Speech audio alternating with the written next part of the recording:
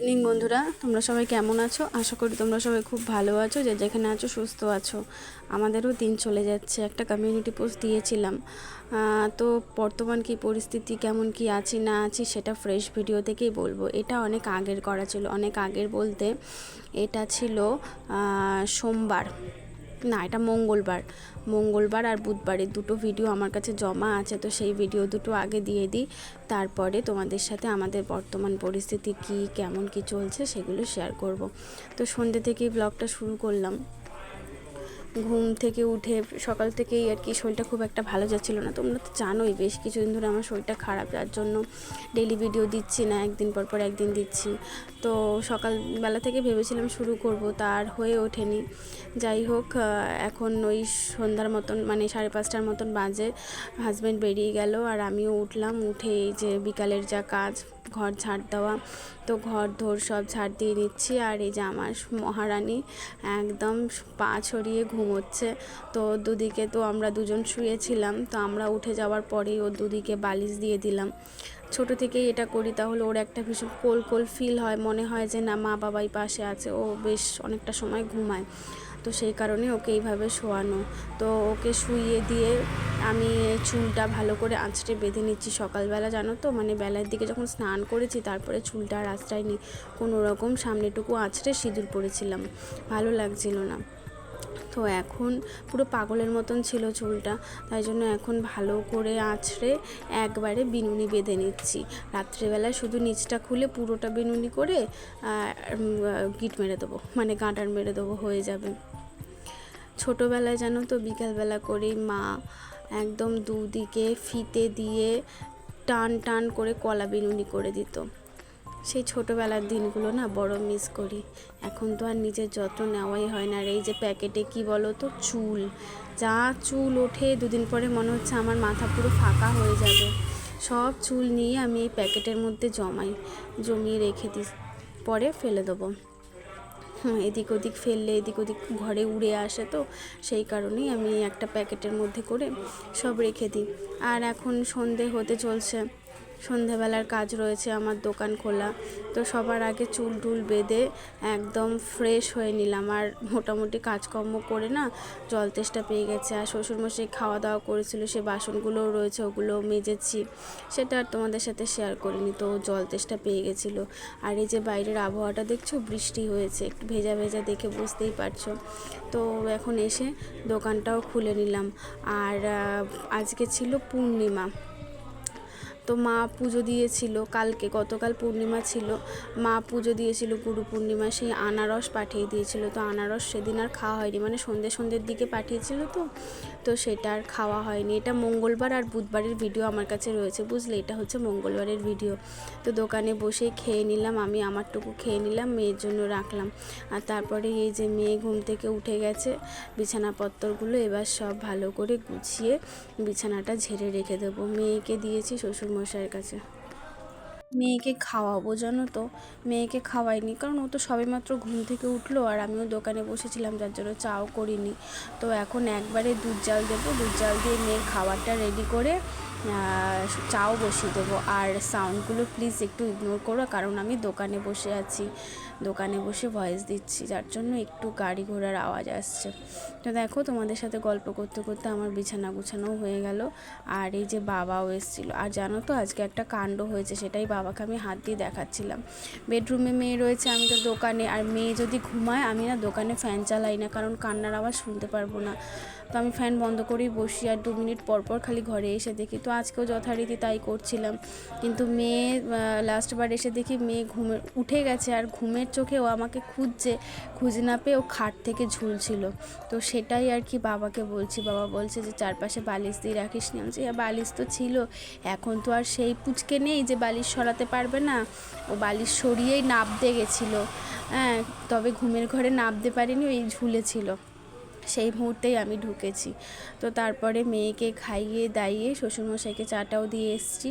আর এই যে বসিয়ে দিলাম পড়াতে, আর বিস্কুট হাতে নিয়ে পড়তে বসেছে। বলছে মা পড়তে পড়তে আমার খিদে পেয়ে যায়। মেয়েটা আমার এত পড়াশুনো করে যে পড়তে পড়তেই ওর খিদে পেয়ে যায়। তো যাই হোক, একটু বিস্কুট ওর হাতে দিলাম, হাতে দিয়ে তারপরে পড়তে বসালাম। তো ওকে পরিয়ে নিয়ে তারপরে আবার খাবার করতে হবে, রুটি করব, সবজি কাটবো, সমস্ত রকমই কাজ রয়েছে। ওদিকে রান্নাঘরের বাসনগুলোও জানো তো গোছানো হয়নি, সবই করতে হবে। তো দেখো ফাইনালি মেয়েকে পড়ানো হয়ে গেল, এবার সবজিটা কেটে নিই। তেমন কিছু কাটবো না জানো তো, কারণ আজকে রান্না বান্নার না বেশ কয়েকটা জিনিস রয়ে গেছে। তো কি করব ভাবছি, কি রান্না করব।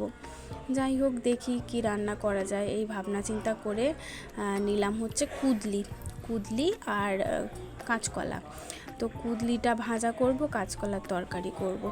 সবজিপাতি কেটে চলে আসলাম রান্নাঘরে। আগে বাসনগুলো সমস্ত গুছিয়ে জায়গাটা মুছে নিই, কারণ বাসন মেজে রেখেছিলাম তো একটু জল পড়েছে, দেখতেই পাচ্ছ। তো এইগুলোকে মুছে পরিষ্কার করে নিই, তারপরে রুটি হবে। আর শুধু রুটিই করব, কারণ তরকারি রয়েছে, তাই শুধু রুটিটা করলেই হয়ে যাবে। তার রুটিটা ফটাফট করে নিই। আর রাত্রিবেলা জানো তো সত্যি কথা বলতে আর রান্না বান্না করতে ইচ্ছা করে না, কারণ সকাল থেকে রান্নাঘরে এতটা সময় কাটাই দাঁড়িয়ে এত পদের রান্না, রাত্রিবেলায় এই রুটির সাথে সবজি মানে আমার কান্না পায়। কিন্তু কি করব, মাঝে মধ্যে করতেই হয়, মাঝে মধ্যে কি প্রায় সময় করতে হয়। যেদিন আগে করে রেখে দিই সেদিন তো বেশ মজাই মজা, যে না রাত্রিবেলায় শুধু কটা রুটি করলেই হয়ে যাবে। আর হাজব্যান্ড এই কন্টেনারগুলোতে খাবার নিয়ে গিয়েছিল, এগুলোও ধুয়ে পুর করে রেখে দিয়েছিলাম। এখন এইগুলোকে মুছে জায়গা মতো ভরে রেখে দেবো। আর এই যে আটার বাটি, এই বাটিটা আমি আটা মাখি, বাটিটা এখানে রেখেছি, এই বাটিটা নিয়ে আসি ঘর থেকে আটা। তো দেখো ফাইনালি আমার সমস্ত কাজ মোটামুটি কমপ্লিট করে নিলাম, রান্নাঘরে গুছানোর আর কি। তো গুছিয়ে তারপরে আটা নিয়ে রুটি বেলাও চলছে, আটা মেখে নিয়েছি, এবারে রুটি বেলা চলছে। আর এই আটা মাখার সময়, রুটি বেলার সময় আমাদের বাড়িতে হয় যুদ্ধ। কি না, মেয়ে করবে রুটি, মেয়ে আমাকে রুটি করতে দেবে না। আর তার মাঝে এসেই খালি আটার গুঁড়ো দাও, আটার গুঁড়ো নেবে, গুঁড়ো নিয়ে ওর দাদুকে মাখিয়ে আসবে আর বলবে হ্যাপি হোলি।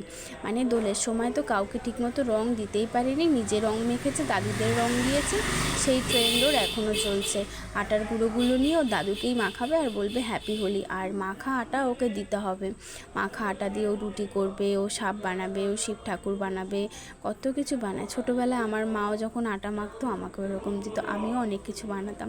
তো মেয়ের এই ছোটো ছোটো জিনিসগুলো আমার সেই ছোটোবেলার কথা মনে করিয়ে দেয়, বেশ ভালো লাগে জানো তো, পুরনো স্মৃতিগুলো মনে করতে বেশ ভালো লাগে। মাঝে মধ্যে বদমাইশিগুলোতে আমি বড্ড বিরক্ত হয়ে যাই, আর মাঝে মধ্যে খুব এনজয় করি। আসলে কি বলো তো, একার ওপর সংসার, দায়িত্ব, সমস্ত কিছু মাঝে মধ্যে না আমি মনে হয় যেন আমি কোথাও চলে যাই, আমি একটু ছুটি চাই, আমি মানে মাঝে মধ্যে মনে হয় আমি পালিয়ে যাই, আবার মাঝে মধ্যে মনে হয় না এটাই তো আমার জীবন, এটাই আমার সংসার।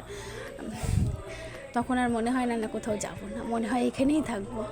তো তোমাদেরও নিশ্চয়ই মাঝে মধ্যে এরকম হয়, কথা বলতে গিয়ে না গলা ধরে আসছে। বলবো কোন সিচুয়েশনের মধ্যে দিয়ে যাচ্ছি সব বলবো। এই রুটি করে ঢুকলাম, দেখলেই তোমরা রুটি করছিলাম, রুটি হয়ে গেল, এই ঢুকলাম, আমরা তো ভাত খাবো। আলু সিদ্ধ দিয়েছিলাম সকালে একটা, সেটা রয়ে গেছে, খাইনি, ওটা আমি এখন খেয়ে নেবো। হাজব্যান্ড মাছ দিয়ে খাবে, আর ডাল আছে, দই আছে, শ্বশুরমশাই যেটা দিয়ে খাবে ভালো। মেয়ে একটু রুটি চাইলো, ওকে বাটিতে দিলাম। এই যে ভাই নিয়ে খেলা করছে। আর কালকে আমার বাবা, মেয়ে তো বই ছিঁড়ে ফেলে রাখে না, কালকে বাবা আমাদের বাড়িতে ঢোকার আগে মা এসেছিলো, মাকে ছেড়ে দিল এখানে, ছেড়ে দিয়ে বাবা গেছিলো মেয়ের জন্য বই আনতে, মেয়ের জন্য দুটো বই নিয়ে এসছে। আর এই যে এই ক্রিকেট ব্যাট, এই সেটটা নিয়ে এসছে। আর ফুটবল রয়েছে দুখানা, তারপরেও আবার এই যে এই একখানা নিয়ে এসছে। বলেছিলাম এটা ফেরত দিয়ে দেবো, বাবা আবার করেছে কি প্যাকেট সব ছিঁড়ে ফেলে দিয়েছে, সে তো আর ফেরত তো আর নেবে না। হ্যাঁ এই যে আবার বল আছে, বল দেখাতে বলছে। তো মেয়েকে পরিয়ে মা মেয়েকে মিলে এই যে নেল পলিশ পরেছি, হাত দেখে নেল পলিশ পরেছিস, দেখা নেল পলিশ, এই দেখো এই নেল পলিশটা আমি যখন প্রেগনেন্ট ছিলাম তখনের। হ্যাঁ এই তো সুন্দর, কি মনে হলো আজকে খুঁজে পেয়েছি, মনে হলো যে রাত্রেবেলা পরবো, তা দেখি যদি থাকে, তা ধরে দেখলাম বেশ রয়েছে, একদিনও পরিনি। মেয়ের বয়স হতে চলছে 2.5 বছর, তারও 6 মাস আগে ধরো কেনা, প্রায় 3 বছরের নেল পালিশ। দিব্যি রয়েছে, সুন্দর পরেছি। এটা ছিল হুডা বিউটি, ব্র্যান্ডেড ছিল দেখেই হয়তো রয়ে গেছে, না হলে থাকতো না। যাই হোক, কী হয় জানো তো, ইচ্ছে হয় যখন নেল পলিশ কি পরতে কিনি, একবার পরলাম রয়ে গেল, শুকিয়ে যায়, তারপরে যখন কোনো অনুষ্ঠান বাড়ি কিংবা বিয়ে বাড়ি যাবো তখন আর পাই না, এই হয় ব্যাপার। যখন ইচ্ছা হলো একবার কিনলাম, আমি না ওই জন্য বেশি দাম দিয়ে কিনলাম, ওই 30 টাকা 25 টাকা 20 টাকা থেকে 30-এর মধ্যে থাকে, এর বেশি উঠি না। তো এটা হাজব্যান্ড কিনে দিয়েছিল, দামটা আমার মনে নেই, হুডা বিউটির মনে আছে, ওই শিশিটার মধ্যে কন্টেনারটার মধ্যে আর কি লেখা আছে দেখে মনে পড়লো। তো চলো এখন ওই যে মাল, ওই মালটা এখন আমি করবো, বাজে 1:08, মেয়েকে খাওয়াতে খাওয়াতে আরও 1 ঘন্টা মালটা হয়ে যাবে। তো চলো আজকের ব্লগটা এই পর্যন্তই থাক। ব্লগটা যদি কোথাও তোমাদের ভালো লেগে থাকে, মন ছুঁয়ে যায়, তাহলে প্লিজ আমার চ্যানেলটিকে সাবস্ক্রাইব করে আমার পাশে থেকো। আর এতক্ষণ পর্যন্ত যারা ধৈর্য নিয়ে আমার ব্লগটি দেখছিলেন তাদেরকে অসংখ্য ধন্যবাদ আমাকে সাপোর্ট করার জন্য, ভালোবাসা দেওয়ার জন্য। তো চলো আজকের মতন এখানেই tata, bye bye, good night. দেখা হবে আবার কালকে আরও একটা নতুন ফ্রেশ ব্লগের সাথে। তখন ta-ta, good night and sweet dreams. সবাইকে টাটা বলে দাও,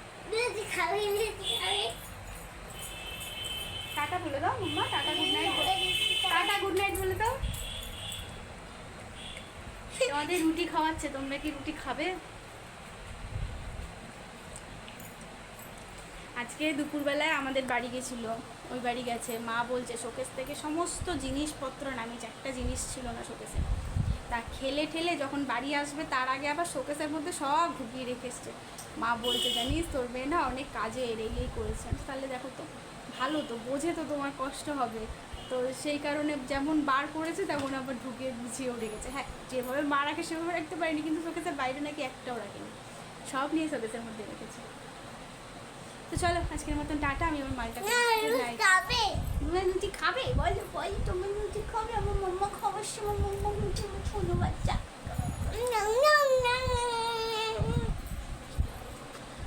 বন্ধ হয়ে যাবে। সবাইকে টাটা দিয়ে দাও, একটা ফ্লাইং কিসি দিয়ে দাও,